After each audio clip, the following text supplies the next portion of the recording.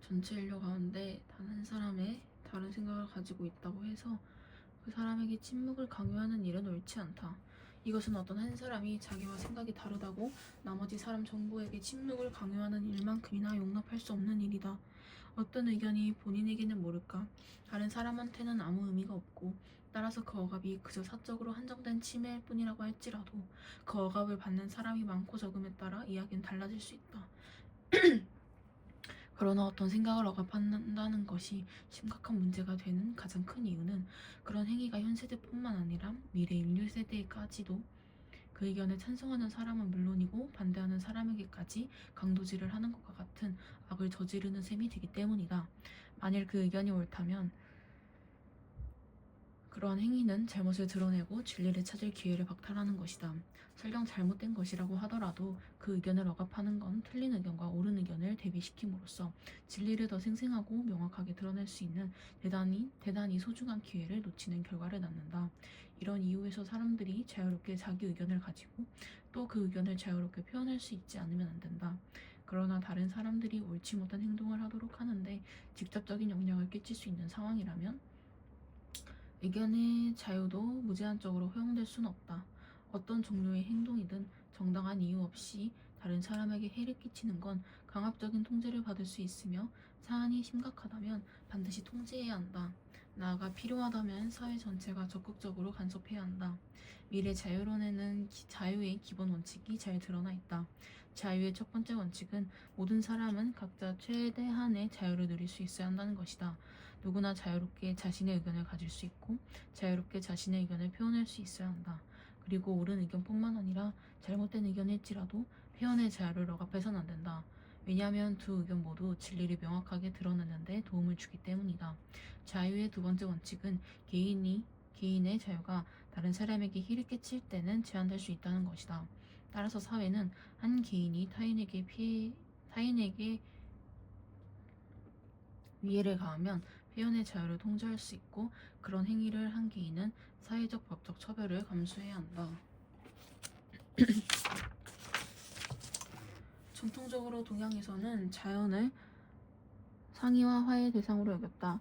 예를 들어 유학에서는 자연의 생명력을 도덕적으로 해석하였으며 인간이 자연을 본받아 다른 존재와 타인에게 이를 실천해야 한다고 보았다. 불교에서는 연기설에 근거하여 인간과 자연의 상호 우전성을 자각하고 모든 생명의 자비를 베풀 것을 강조하였다. 도가에서는 천지 만물을 무의의 체계로 보고 인간도 인위적 욕망을 버리고 자연의 순리에 따라 살아야 한다고 보았다. 반면 서양에서는 전통적으로 자연과 인간을 구분하고 자연을 인간의 목적을 달성하기 위한 수단으로 여겼다. 예를 들어 고대 그리스의 철학자 아리스토텔레스는 식물은 동물을 위해서, 동물은 인간을 위해서 만들어진 거라고 주장했다. 또한 그리스도교 사상에서는 자연은 신에 의해 창조된 것으로 인간이 신의 명령에 따라 관리해야 할 대상이자 신의 섭리를 발견할 수 있는 대상으로 보았다. 이러한 전통은 근대 자연과학의 발달과 더불어 자연을 지배와 정복의 대상으로 보는 관점으로 이어졌다. 서양의 자연과는 자연과 인간을 구분하고 자연을 합리적으로 바라보고 있지만 한편으로 인간을 위한 단순한 도구로 자연을 인식하고 있다. 따라서 우리는 서양의 자연관으로부터 과학적이고 합리적인 태도를 수용함과 동시에 자연의 본래적 가치를 강조하는 동양의 자연관에서 자연과 공존하기 위한 지혜를 찾아야 한다. 인간과 자연의 관계에 관한 윤리적 입장은 도덕적 고려의 대상을 어디까지 인정할 것인가에 따라 인간 중심주의, 동물 중심주의, 생명 중심주의, 생태 중심주의로 구분된다. 인간 중심주의는 인간만이 도덕성을 지위를 지닌다고 보고 인간 이외의 모든 존재는 인간의 목적을 이루기 위한 수단으로 여긴다. 이 입장에 따르면 인간만이 직접적인 도덕적 고려의 대상이며 동물이나 식물 등 인간이 아닌 존재는 도덕적 고려의 대상이 아니다. 대표적인 사상가로 베이컨, 데카르트, 칸트를 들 수 있으며 이들은 공통으로 인간의 이익이나 행복을 중시하였다. 베이컨은 자연을 인류의 복지를 위한 수단으로 보고 자연에 관한 지식의 활용을 강조하였다. 데카르트는 이분법적 세계관에 입각하여 인간과 자연의 관계를 인식 주체와 인식 대상으로 설정하고 자연을 단순한 물질 또는 기계로 파악함으로써 도덕적 고려의 대상에서 제외했다. 칸트 역시 이성적 존재만이 자율적으로 행동하는 도덕적 주체가 될 수 있다고 강조하면서 인간의 도덕적 지위를 인정한 반면 자연의 도덕적 지위를 부정하였다. 인간 중심주의는 인류가 자연을 적극적으로 이용하여 물질적 풍요를 누릴 수 있도록 해주었다. 그러나 이 입장은 자연에 대한 인간의 지배와 착취를 정당화하여 오늘날 발생한 환경 문제의 원인이 되기도 했다. 물론 자연을 존중하면서 인간의 장기적인 생존을 위해 신중하고 분별력 있게 사용해야 한다고 보는 온건한 인간 중심주의도 있다. 그러나 이러한 입장도 자연을 인간의 욕구를 충족하기 위한 대상으로 본다는 점에서 인간 중심주의의 한계를 벗어나지 못하고 있다. 동물 중심주의는 도덕적 고려의 범위를 동물까지 확대해야 한다고 본다. 따라서 이 입장은 동물을 인간을 위한 수단으로 여기는 것을 반대하고 동물의 복지와 권리의 향상을 강조한다. 싱어는 공리주의에 기초하여 도덕적 고려의 기준을 쾌락과 고통을 느끼는 능력, 즉 쾌고 감수 능력으로 보며 동물도 쾌락과 고통을 느끼므로 도덕적 고려의 대상이라고 주장하였다. 나아가 이익평등 고려의 원칙에 근거하여 동물의 고통을 저급하게 여기거나 무시하는 행위는 일종의 종차별주의라고 비판하였다. 레거는 의무론에 기초하여 내재적 가치를 갖는 대상은 수단이 아니라 목적으로 대우해야 한다고 보았다. 즉 레거는 동물이 도덕적으로 무능할지라도 자기의 삶을 영위할 수 있는 삶의 주체로서 내재적 가치를 지니기 때문에 도덕적으로 존중받을 권리가 있다고 주장했다. 이러한 동물중심주의 입장은 상업적 이익을 위한 동물학대 및 동물실험 등 동물에 대한 비도덕적 관행을 반성하는 계기를 마련해 주었다. 그러나 인간과 동물의 이익이 충돌할 때 현실적인 대안을 제공하기 어려울 뿐 아니라 고통을 느끼지 못하는 동물과 식물, 생태계 전체에 대한 고려가 미흡하다는 한계를 지니고 있다. 생명중심주의는 모든 생명체는 그 자체로서 가치를 지니므로 도덕적 고려의 범위를 모든 생명체로 확대해야 한다고 본다. 이러한 생명중심주의는 도덕적 지위를 갖는 기준을 생명으로 보며 모든 생명체에 대한 도덕적 고려를 강조한다는 특징이 있다. 대표적인 사상가로는 생명에 대한 외경을 강조한 슈바이처와 생명의 목적성을 강조한 테일러가 있다. 슈바이처는 모든 생명은 살고자 하는 의지를 지니고 있으며 그 자체로 신성하다는 생명 외경을 강조하였다. 따라서 생명을 고양하는 건 선이고 생명을 훼손하는 건 악이며 불가피하게 다른 생명을 해치할 때도 생명을 함부로 죽여서는 안 된다며 그에 대한 도덕적 책임을 자각해야 한다고 주장했다. 테일러는 모든 생명체를 의식의 여부에 상관없이 자기 보존과 행복이라는 목적을 지향하는 목적론적 삶의 중심으로 보았다. 다시 말해 모든 생명체는 자신의 고유한 방식으로 자신의 선을 추구한다는 점에서 인격체와 다름없는 내재적 존엄성을 지니므로 도덕적으로 고려되어야 한다는 것이다. 이와 같은 생명중심주의는 도덕적 고려의 범위를 생명체에까지 확대하여 모든 생명의 소중함을 일깨워 주었다. 그러나 생태계 전체를 고려한 건 아니므로 오늘날 환경 문제를 극복하는 데 한계를 지니고 있다. 생태중심주의는 무생물을 포함한 생태계 전체를 도덕적 고려의 대상으로 여긴다. 이 입장에서는 생명 개체에만 초점을 맞추어 생태계 전체를 바라보지 못하는 개체 중심적인 환경윤리는 오늘날 환경 문제를 극복하는 데 한계가 있다고 비판한다. 이에 생태 중심주의는 도덕적 고려의 범위를 개별 생명체가 아닌 생태계 전체로 보아야 한다는 전인론 입장을 취한다. 대표적인 사상가로는 대지윤리를 주장한 레오폴드와 심층적 생태주의를 주장한 네스가 있다. 레오폴드는 대지란 자연의 모든 존재가 서로 그물망처럼 얽혀있는 생명 공동체라고 하며 대지윤리를 주장했다. 대지윤리는 인간이 대지의 한 구성원일 뿐 자연은 인간의 이유와 상관없이 내재적 가치를 지니므로 흙과 물, 동식물과 인간까지 포괄하는 자연 전체가 도덕적 고려의 대상이 되어야 한다고 보는 입장이다.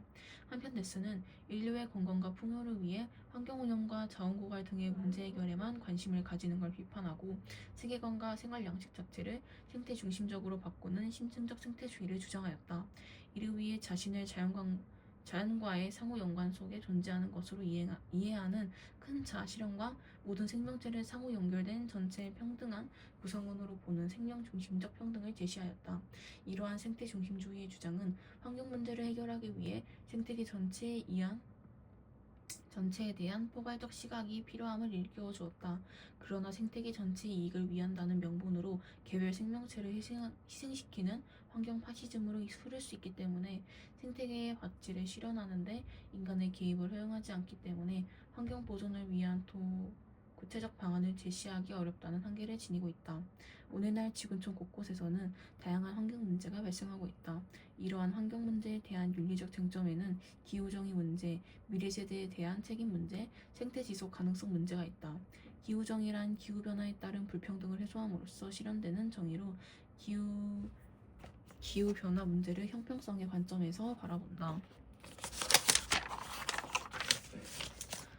앞 사례를 통해 알 수 있듯이 개발도상국은 온실가스의 배출량이 선진국보다 훨씬 적지만 피해는 선진국보다 더 크게 발생하고 있다.